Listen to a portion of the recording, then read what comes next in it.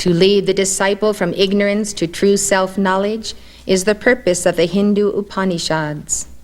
In one Upanishad, Lord Shiva summarizes the essence of the quest for self-knowledge when the sage Maitreya asks him to expound upon the secret of supreme truth. Shiva replies, "One should discard the faded flowers in the form of spiritual ignorance and worship God with the conviction, He and I are one." The Chandogya Upanishad brings home this point in a dialogue between Udalaka and his son Shvatketu.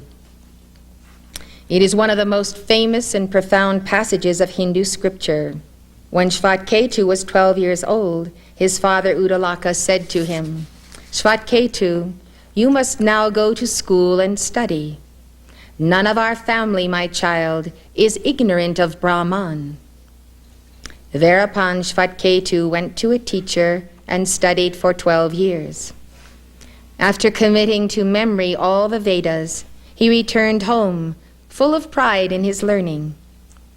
His father, noticing the young man's conceit, said to him, "Shvatketu, have you asked for that knowledge by which we hear the unhearable, by which we perceive the unperceivable, by which we know the unknowable?"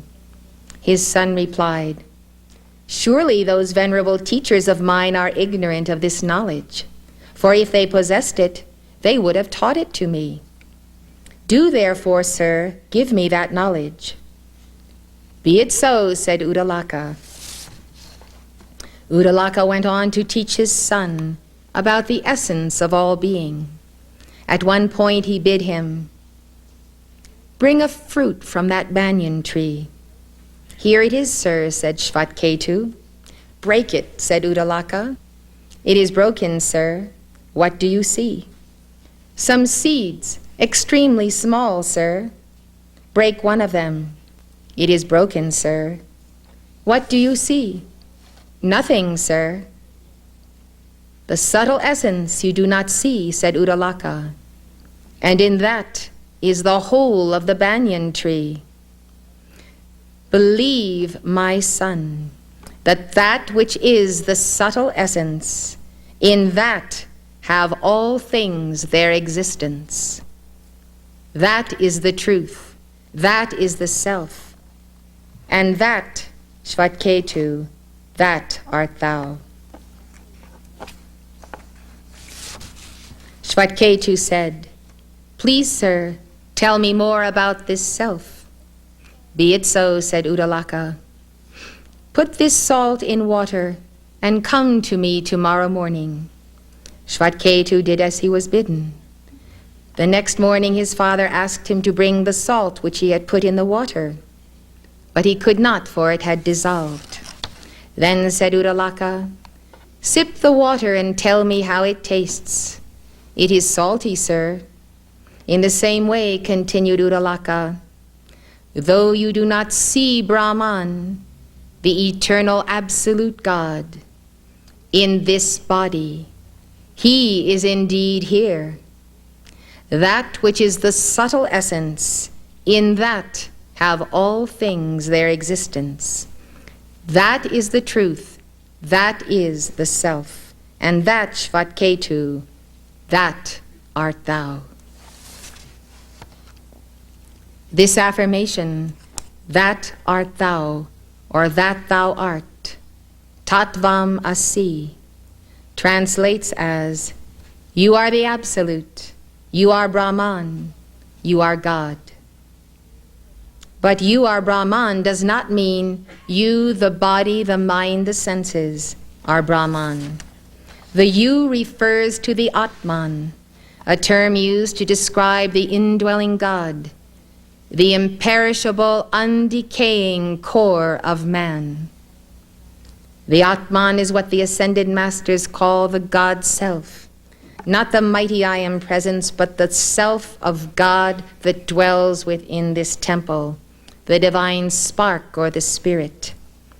It is the invisible yet tangible essence of one's being.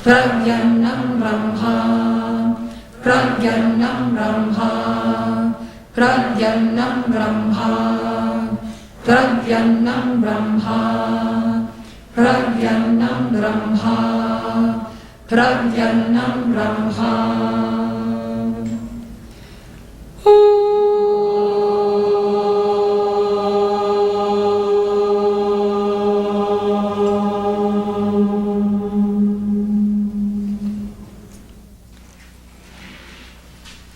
The Ashtavakra Gita, a Hindu text, makes what seems to be a puzzling statement along these lines.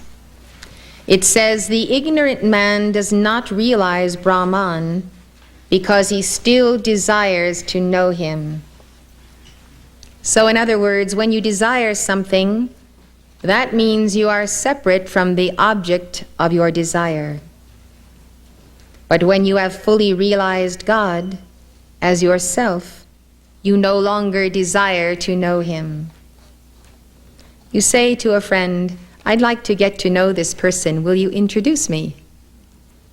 So once you are introduced and you get to know this person, you don't have to repeat it, so you know that person. But the point is to know that person, the personhood of God, as yourself.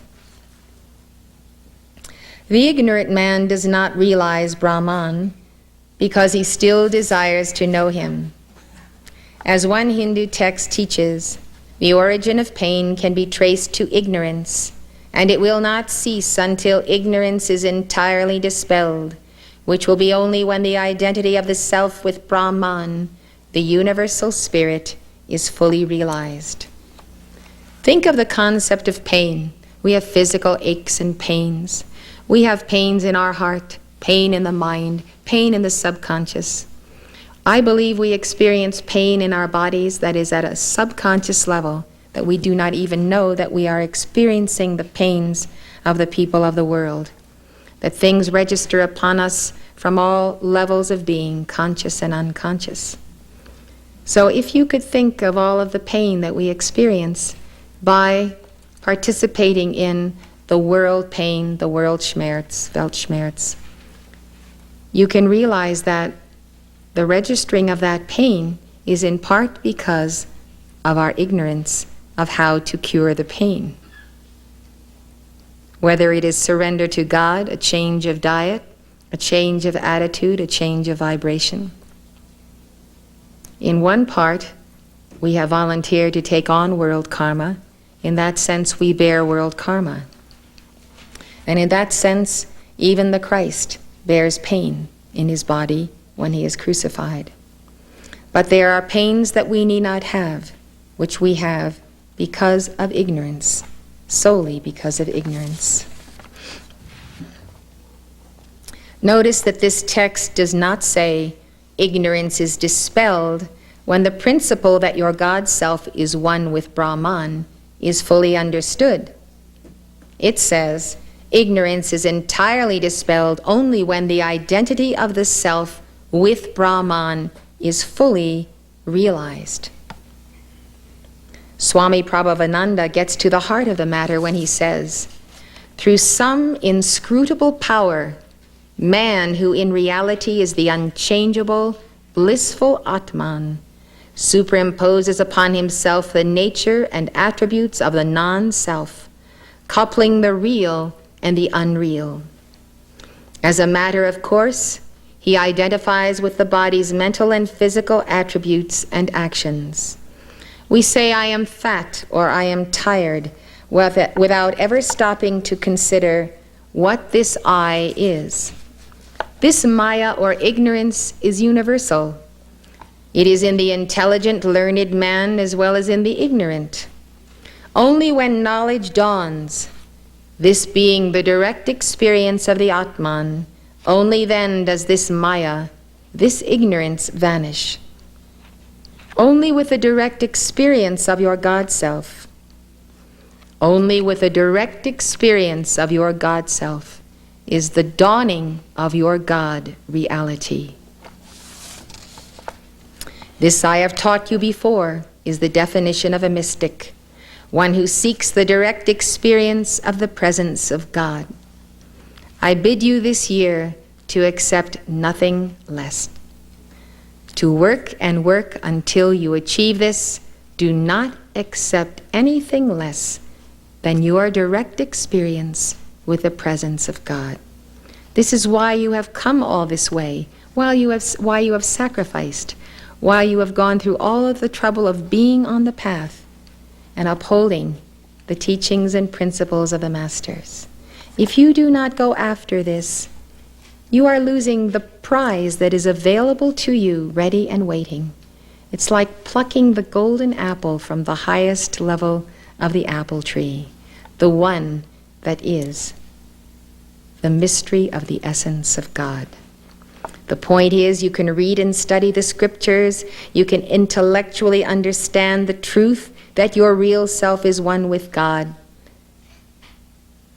But I ask you to ask yourself, have I really experienced this truth? And if so, for how long?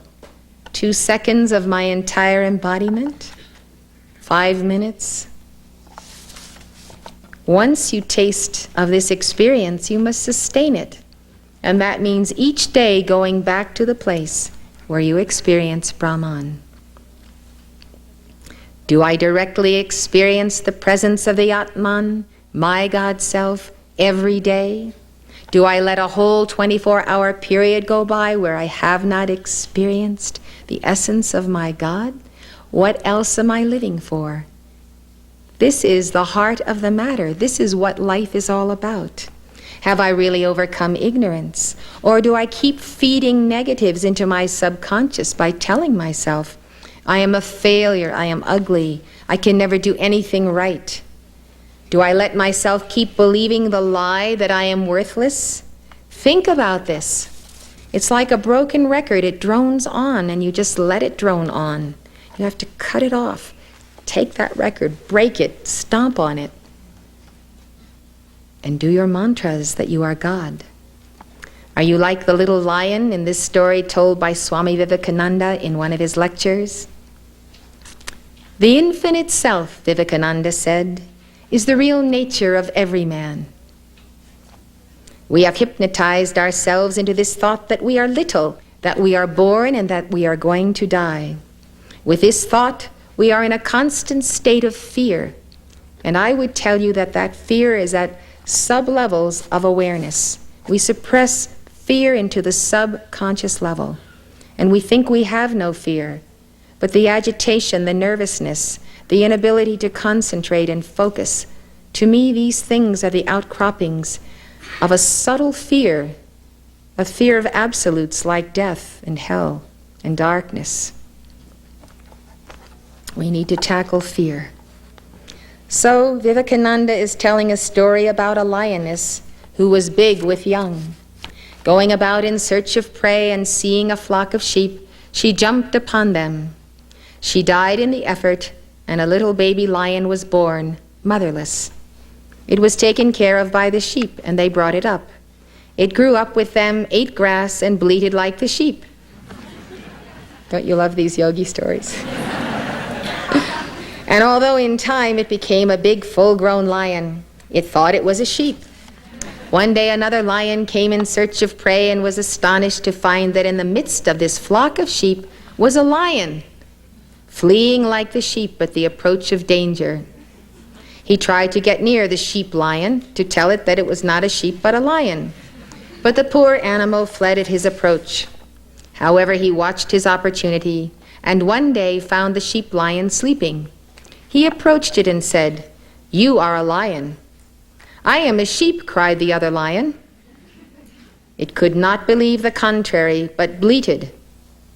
The lion dragged it towards a lake and said, "Look here, there is my reflection and there is yours."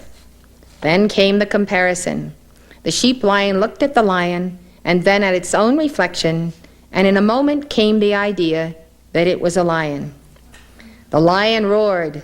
The bleating was gone. Vivekananda said, "You are lions. You are pure, infinite, and perfect. The might of the universe is within you." Now you can see the wisdom in roaring, as Mark Prophet taught us to do. So the Ascended Master Kuthumi, who also knows how to roar like a lion, gave a very interesting teaching on ignorance in his Corona class lessons. He said that ignorance is a habit. What's more, he said, ignorance is the first habit to conquer. This is a significant statement because it shows us that if ignorance is a habit, then ignorance is not passive. It is something we actively do to ourselves and that we daily reinforce. It's a bad habit. I think it's a habit of the laziness of the mind.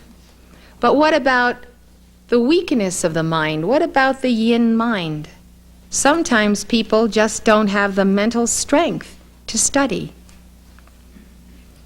And that is why we are so grateful to have the macrobiotic diet, so that we can balance our body, balance the brain, balance the organs, and literally have the physical strength to study.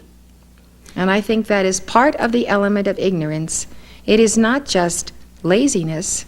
It is the fact that people do not have the strength in their bodies and their minds to sustain their attention, either in meditation on God or in study of the spiritual teachings.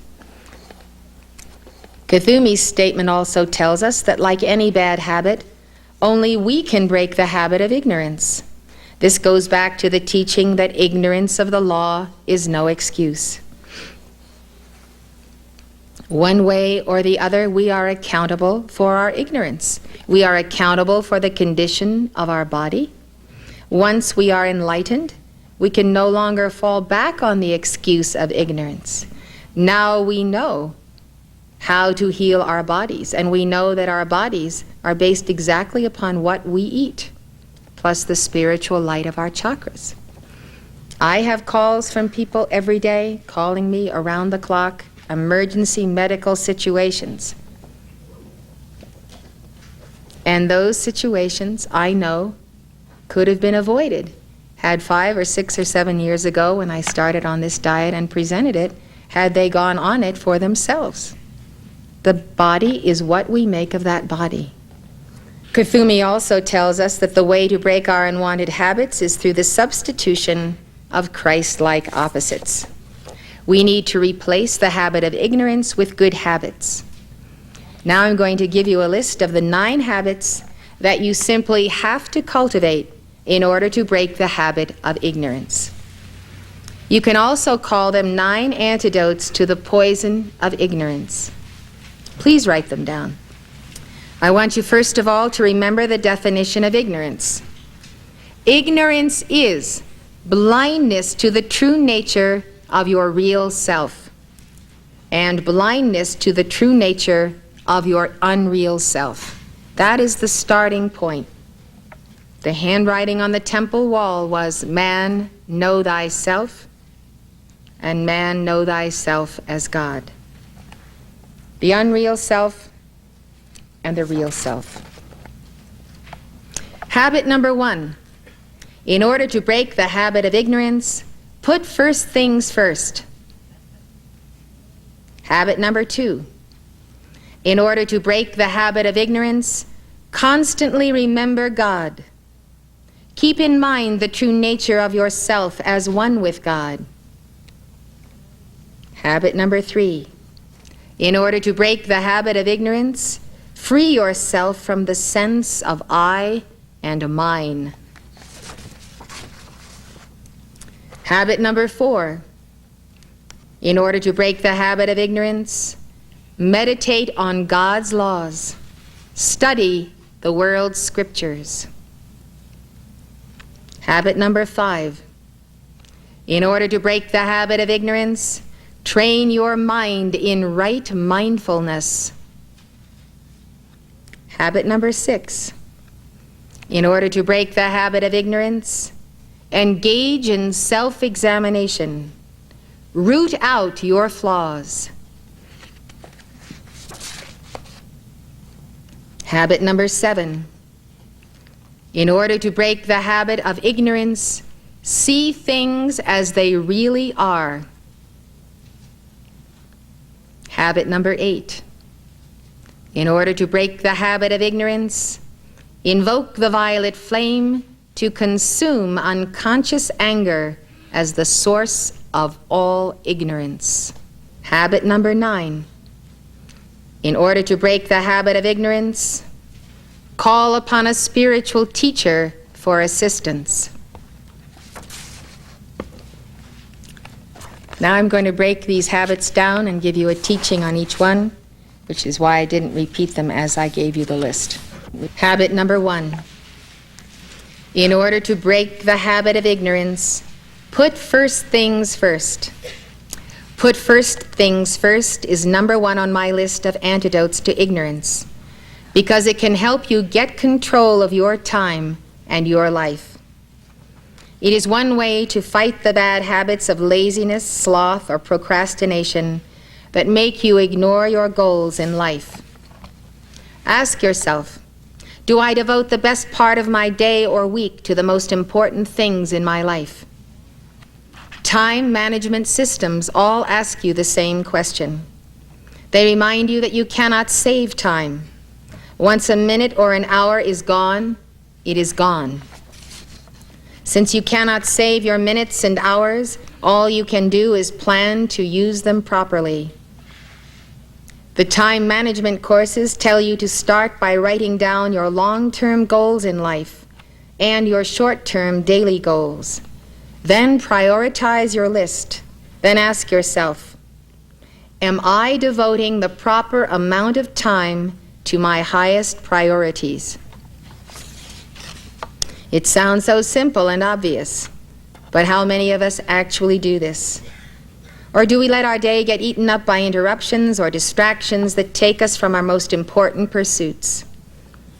If the most important thing in your life is your spiritual progress, then you will assign an important part of your day to that progress.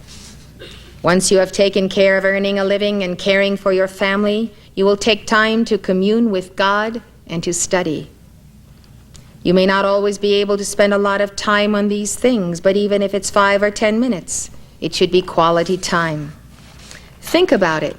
Do you spend more time improving your wardrobe or your home or your body than you spend improving the spiritual quality of your life? Do you spend more time worrying about the future than you spend cultivating the divine spark within? Do you keep company with the TV set more than you keep company with God?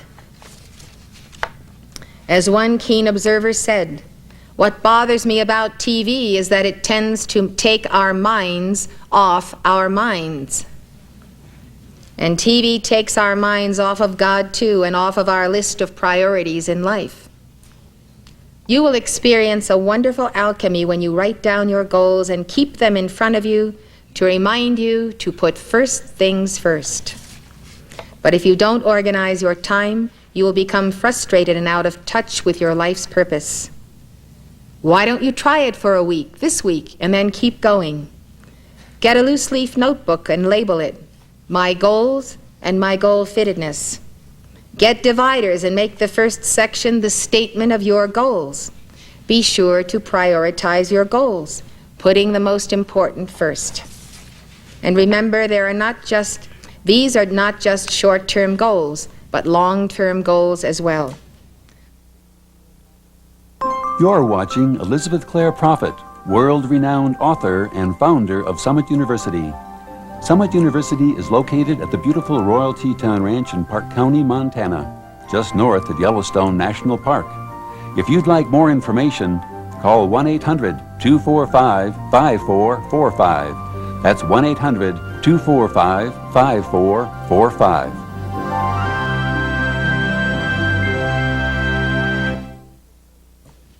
Put only one goal per page so you can add or subtract information, such as your timelines, necessary preparation and research, necessary funds. Make a budget and a self-assessment as to whether you and others you are working with have the necessary goal fitting to accomplish the goal. Be realistic.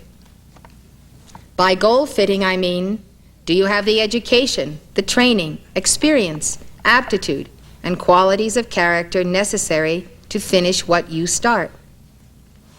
The second section of your notebook should be your plans for goal fittedness. In it, you answer the question, what will make me fit to achieve my goals, and how will I be fitted? It includes what I already mentioned, education, training, etc., and the specifics that you yourself must determine. You should not hesitate to seek expert advice from multiple sources. That's very important. Talk to people who have been successful at what you are attempting to do. Don't just assume that you can divine it out of the air. There are all kinds of smart, expert people in this country and around the world, and they're only too happy to talk to people who are interested in finding out how to do what they know how to do. Your third section should be your record of how you spend your time. Monitor yourself for a week and see where your time flies. Time is a fast-moving current. When it is gone, and it will never return again. After carefully monitoring your time for a week, see where you need to make adjustments to put first things first. Examine what distractions keep you from your most important tasks.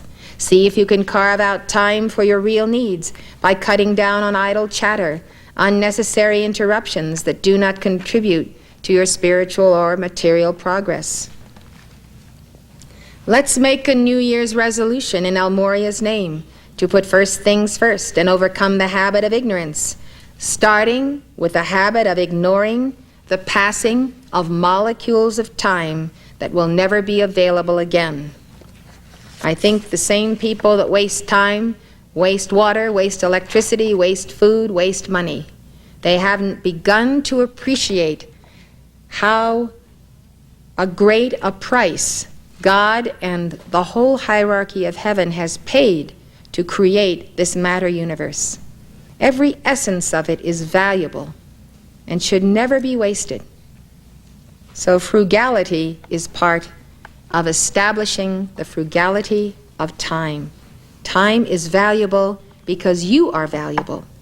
What you do is valuable, and if it isn't, then you better think about doing something that is valuable. If you are valuable to God, then every moment of your time is valuable.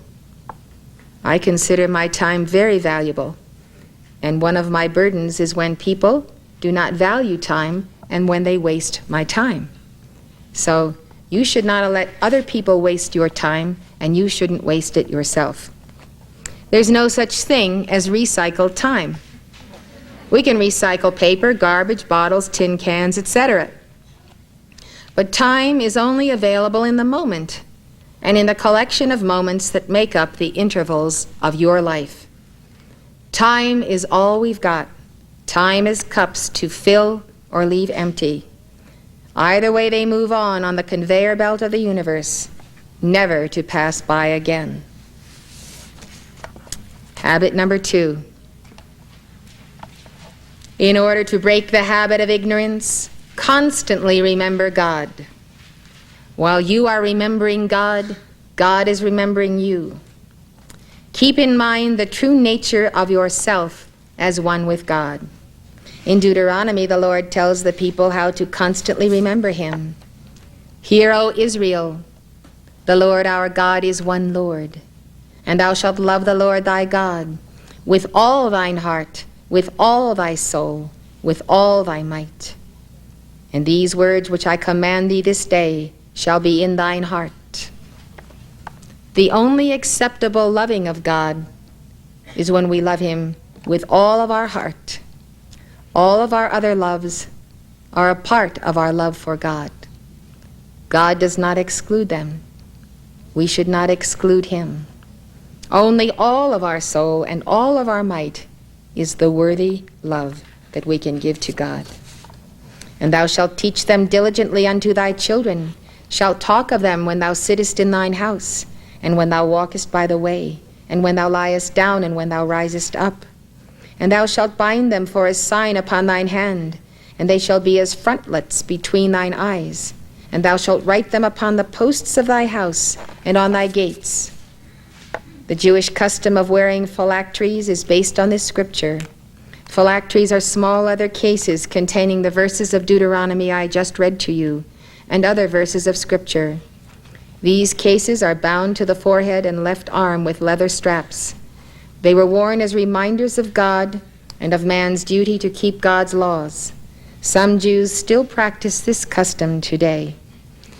Binding these to the forehead is placing them upon the third eye, that we might qualify our seeing through this lens of the written laws of God.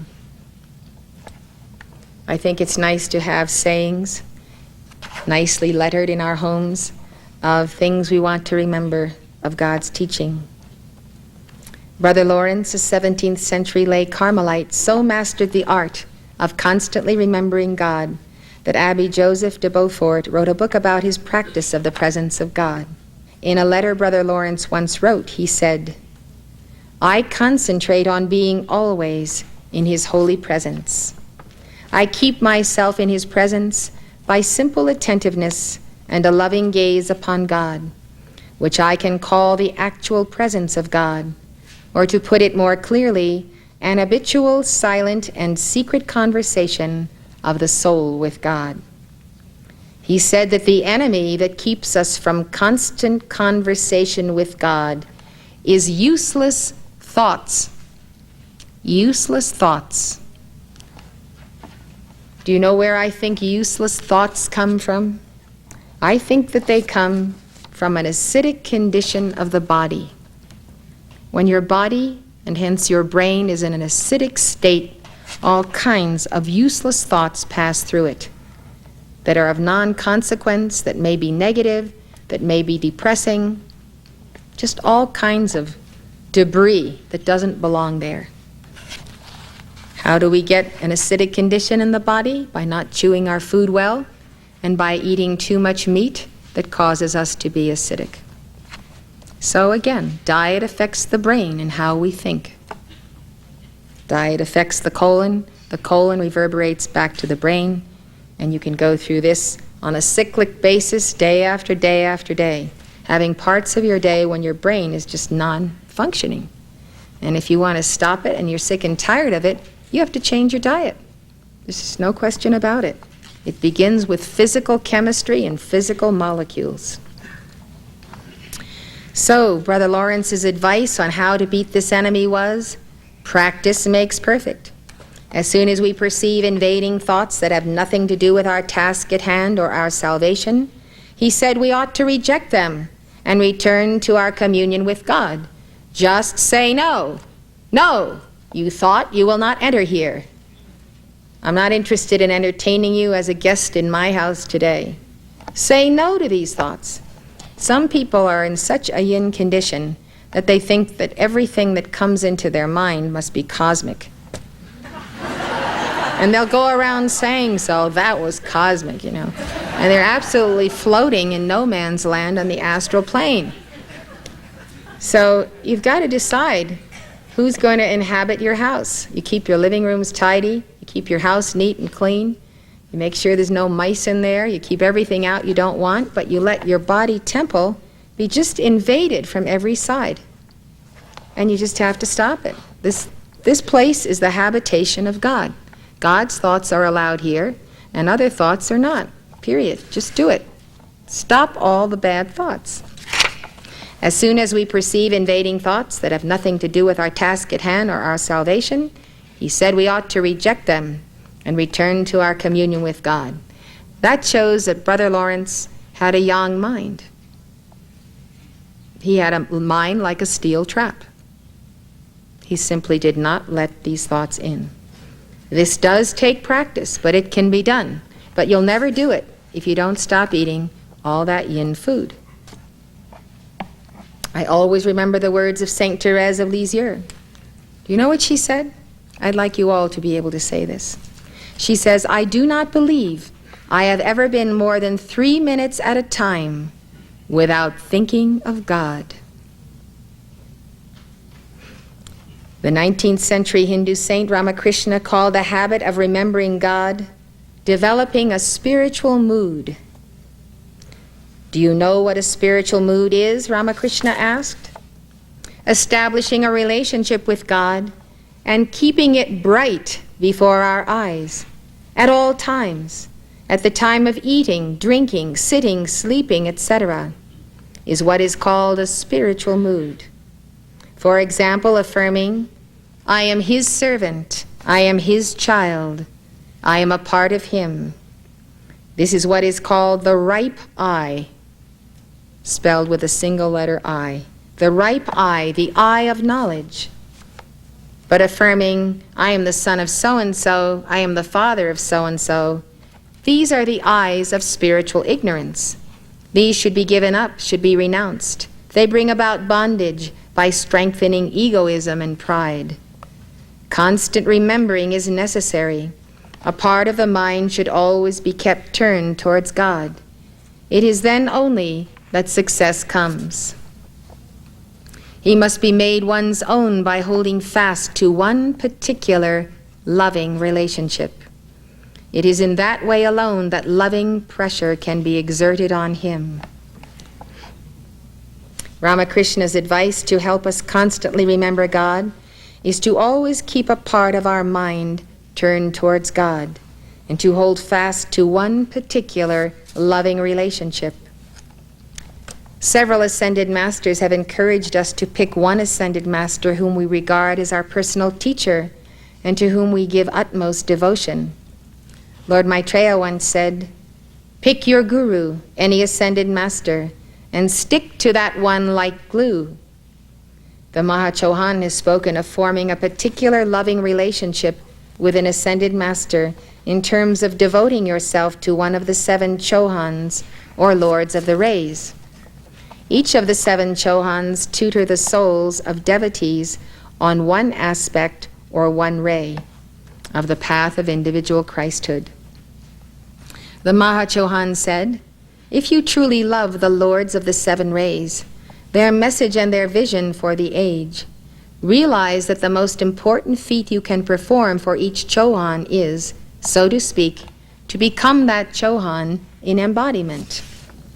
Start with one or the other and embody his virtue, his drive, his vision, his wisdom, and begin to walk about knowing that you are in training for some holy office, here or hereafter, after your ascension. I encourage you to have a more definite conception of your divinity and your walk, and of where you are going. Some Christians say as they make their decisions in life, what would Jesus do? You may say, what would Saint Germain do? What would El Morya do? And study the whole body of that one's teaching, so that all the world might also expand that particular flame of that wondrous master. Become that one and affirm, for example, I am the living embodiment of Hilarion, where I am. Hilarion, come now and equip me and fit me for cosmic service with your legions. That's the end of the quote by the Mahachohan. This is good advice and correct advice. But I need to remind you to remember first things first. El Morya, Chohan of the first ray, guru of the messengers and of Chelas who have qualified themselves. He puts the new student on the path through boot camp and prepares him for acceptance by any of the other Chohans.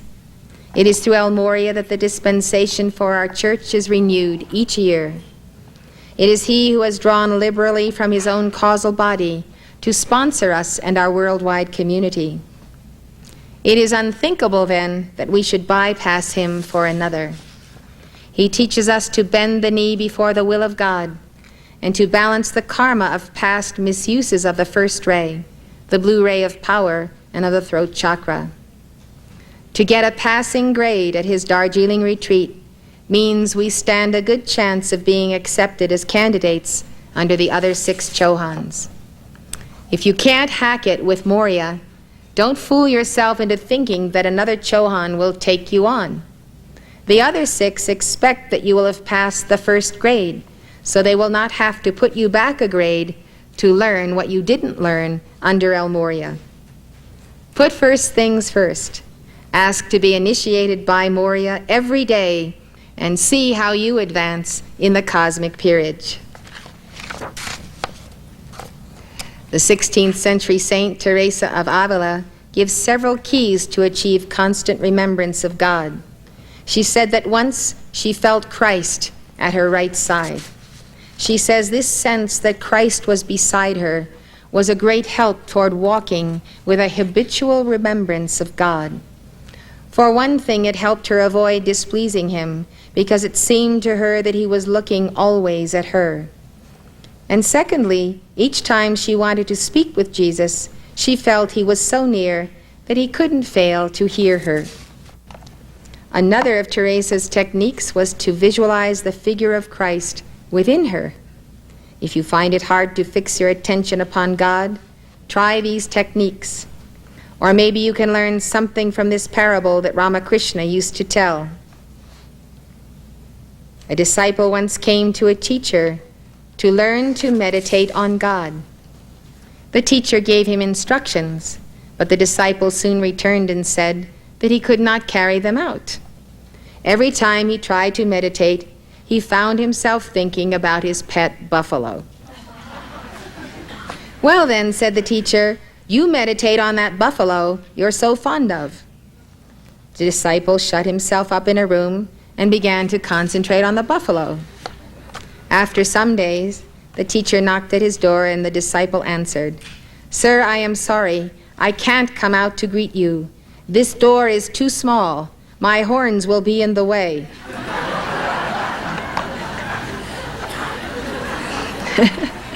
Then the teacher smiled and said, "Splendid! You have become identified with the object of your concentration. Now fix that concentration upon God, and you will easily succeed." I have come to experience over the years something that I would like to share with you. I have realized that there is a certain compartment of the mind, if you will, where God resides. As I go about my duties of administering the affairs of our church, counseling or taking dictations or comforting and exhorting staff and students, I observe that I am always one with God in this compartment of the mind. I'm thinking of God, loving God, talking to him or El Moria, or Linello, or Archangel Michael, Mother Mary, or Kuthumi, and other companions of light. This is a track, as it were, that is in the back of my mind. This is where I ask questions. This is where I receive answers.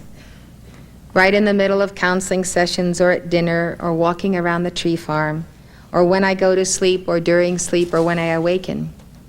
This ongoing conversation with God and my friends of light takes place simultaneously as I do everything else. Sometimes my interchanges with the Ascended Ones are discussions of weighty matters that burden my heart. But one by one, resolution comes through communication. I always keep these doors of communication open between octaves, because I can make no decision of myself, but only through the great God source. I have come to realize that this open door is an open door for others, and not for myself alone. I have found that when people unburden their hearts to me, I notice and they notice that often within 24 hours the problem is resolved, or in the very least, situations take a turn for the better. I think this is because I maintain this open channel of this compartment of the mind, and what I hear and take in goes directly to God because of that keeping open of that communion and that communication. Sometimes I say to people who've been burdened for many months about a problem, "Why didn't you tell me about it sooner?" And they have said to me, "I didn't want to burden you." I want to tell you that you don't have to worry about burdening me, because as soon as I receive a call for help, I do make the call to God, and I turn the matter over to God for adjudication through the sacred fire. You can do the same, having that attitude and that presence of Mother Mary, of listening grace. I think that people who are around me notice that when a conversation ceases to have any substance to it, I cease listening, and I'm going back to this compartment of the mind. And so, for people to keep me on track of what they're saying, they need to be concise, make sense, use language properly, and get to the heart of the matter and get it stated well. So the second part of habit number 2 is keep in mind the true nature of yourself as one with God. So the constant remembering of God is something you can work on and you can achieve. The true nature of yourself as one with God. You need to remind yourself of your God reality, that is, your reality in God and God's reality in you. In an address Vivekananda once gave on the real nature of man, he explained how important it was to constantly keep in mind the true nature of your real self. The Atman, the God self, he said, is first to be heard of, then thought about, and then meditated upon. Fill the brain, therefore, with high thoughts, with the highest ideals. Place them day and night before you, and out of that will come great work. Talk not about impurity, but say that we are pure. The true devotees of God have been affirming their real self for centuries. I love these lines from the Ashtavakra Gita that affirm the God within. Wonderful am I, my salutations to myself. I am beyond the range of decay. When the whole world from Brahma to a blade of grass is destroyed, I still remain. Wonderful am I, in spite of the body and its properties, I am one. All praises be to me, I am most skillful. I am wonderful, adoration to myself. The reference to I, me, I am, myself, is this devotee's conscious awareness that that self is entirely God. This is such a wondrous liberation. You know, it's hard to be a human being, and it's easy to be God. The Christian mystic who realizes his oneness with God practices the same science of positive affirmation. Anna of Munsingen tells a story of an elderly nun named Sister Else of Neustadt, who, although sick and bedridden, would repeat these words over and over. God is within me, and I am within him. God is within me, and I am within him. God is within me, and I am within him. He is mine, and I am his. He is mine, and I am his. He is mine, and I am his. He is for me, and I am for him. He is for me, and I am for him. My soul is beautiful and proud and confident, for God has lavished his mercy upon me, and I am beloved by him. Why don't you create your own affirmations of your oneness with God and give them as a hymn to God and to your divine self? These very personal affirmations will have special meaning for you because you composed them. You can dedicate the 4th section of your notebook on my goals and my goal-fittedness to your affirmations.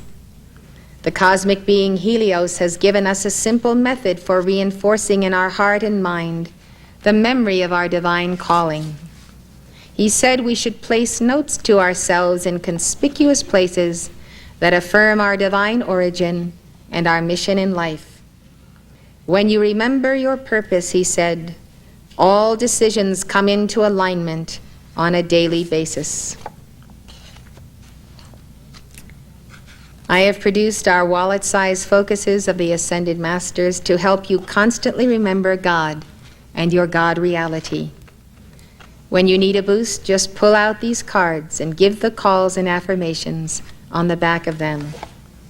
But each of the cards has a mantra from the Master on the back of the card. I originally thought of them as something you would carry in your wallet, but at this point you'll have to make a choice of which ones you will carry. So you can pull them out when you're in a traffic jam or any other kind of a jam and just say the mantras on the back.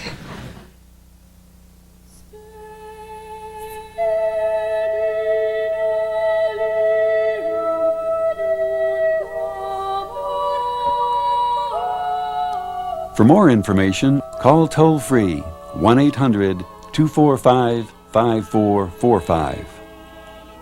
The preceding program was presented by Summit University, Box 5000, Livingston, Montana, 59047 5000. If you'd like to know more, call this number or write this address.